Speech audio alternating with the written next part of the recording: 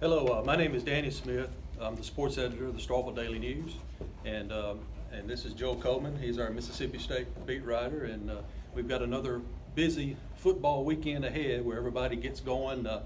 For high school football, it'll be the second week of action, and of course, college and Southeastern Conference football gets going pretty good on Saturday, even though the season technically started last week with a handful of games. But I wanted to go ahead and plug our football section one more time. It's been on the racks for a couple of weeks now. It includes coverage of Mississippi State and all of our local high schools, and has schedules and team previews and everything you need to know to take care of your football season. But wanted to go ahead and get a rundown of the high school games of this week. Our game of the week, Starkville's involved for the second week in a row. They're playing Oxford in the Little Egg Bowl. Starkville's trying to bounce back from week one loss to Brandon, and they've got a gauntlet of a non-conference schedule. But Joel, you know about Starkville. You've seen them in the past. You know what Chris Jones is all about. So. Absolutely, and I'm interested to see with Starkville, and not just Starkville, but Starkville Academy. It's not very often that you have both Starkville schools opening weekend lose on the same night, start off 0-1. Doesn't happen very often that way, but hey, it's happened, and you know what? There's a long season ahead, and I know that those coaches have put that inside the minds of all their guys in the weeks to come. So it's a big week for both of those teams to come back, and not just them. You pour as well, right. Lost on opening weekend, and it's a really big deal for those kids to get back in the mindset of, hey, it's okay. You lose a football game, it happens, and to bounce back. So it's really going to be a lot of fun to see how they respond this week. And also Choctaw County and East Webster, two teams that won on opening weekend. Mm-hmm. I know Choctaw County in particular has got a really tough test with Winona coming up on Friday night. Winona, ask Upora how tough Winona can be, and it's going to be a fun Friday night of football. You never know what can happen on any given Friday night. We got some teams trying to bounce back, and we got some teams got tough tests. Yeah. Going to be an interesting week for sure. Well, every Friday night is interesting in this area because you've always got a lot of high schools that are really competitive teams, and most of the time they win. Our area teams win more than they lose. So.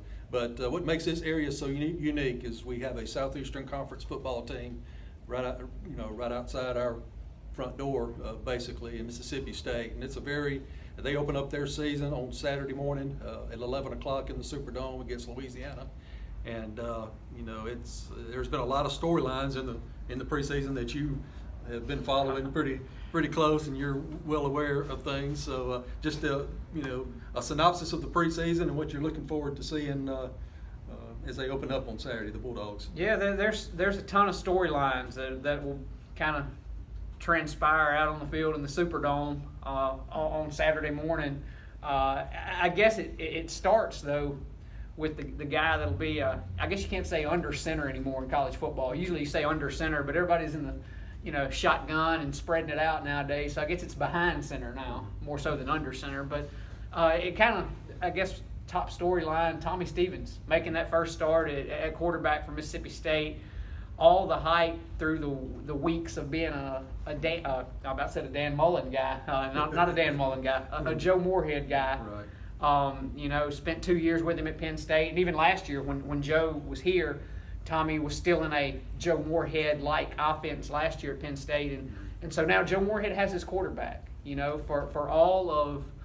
For all of Nick Fitzgerald's highlights and the runs that he had throughout his career and things, he was a little bit of a square peg in a round hole, trying to run that Joe Moorhead style offense. Trying to make deep passes and fit passes in tight windows and create explosive plays with his arm. That just wasn't Nick Fitzgerald's forte. Quite frankly, really wasn't Keaton Thompson's forte, which is why he's not going to be the starting quarterback and why he currently sits in the transfer portal. We can talk about that a little more in a second, but he may end up back at State, may not. Right now he's in the transfer portal, but that's why Tommy Stevens won this job, to come in and run the Joe Moorhead style offense and create more explosive plays down the field with the passing game. Joe said from day one that the winner of the quarterback battle was going to be the guy that threw the ball the best. And all indications from not just Joe, but other talks and things in the background was that Tommy Stevens separated himself with his arm as camp went on. And so now it's going to be the first test. You can't help but think, though, that human emotion, first start, want to make an impression, want to do things and show out a little bit. You can't help but wonder how those nerves might get to him a little bit. It's going to be a lot of fun to see if Tommy Stevens can be that passing threat that gets the Joe Moorhead offense going. He came to Mississippi State, Joe did, as the offensive guru.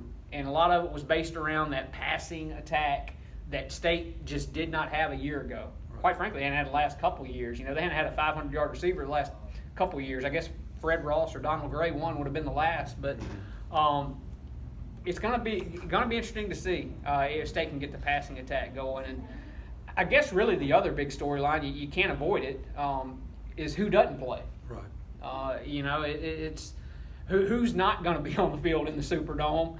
And that's a thing that we're not going to know until Saturday morning before kickoff. Apparently, we're going to learn the guys that won't play in the opener. Of course, 10 football players were involved in the NCAA sanctions that got handed down a week ago, and there's going to be some suspensions there. All indications are 8 games, and State can kind of divvy up, who's playing what game. You'd have to think, though, that probably all 10 guys would sit out this one, I would guess. If you're divvying up who suspended what game, a non-conference game in the opener, a game that you should win shorthanded, right, you'd have to think that all 10 guys won't play in this game. And so you're kind of get a picture of who is involved and who you won't see in 7 other games later in the year. I would guess that would happen on Saturday morning too. We'll get that and any injury news and things.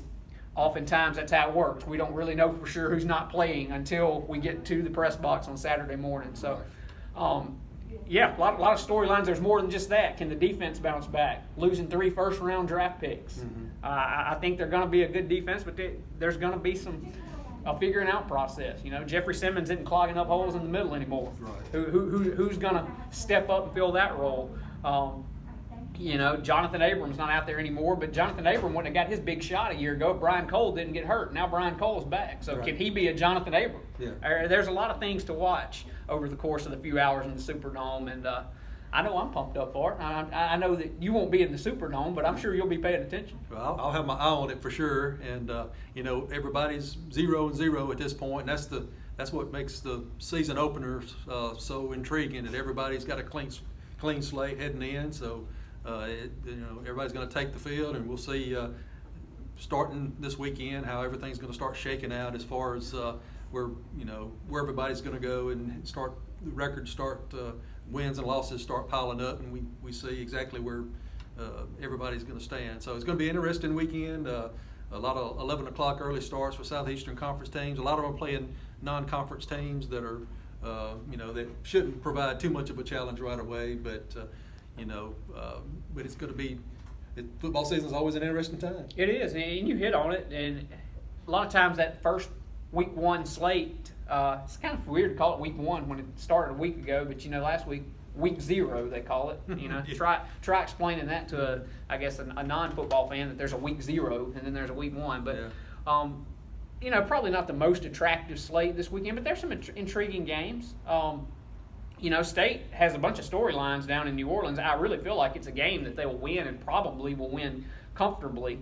You never know. You got to do it on the field, but there are some storylines to follow. So that's an interesting game just because of that. But you look around the league, and Ole Miss going up to Memphis. That's a humongous game. Memphis is actually favored in that game by 6 or 7 points, I believe. So it's going to be bear watching there. Can Matt Corral and his as the lead dog at quarterback now for Ole Miss, can he step in there and lead the Rebels to what would be an upset win in the Liberty Bowl? That's an interesting game. I think.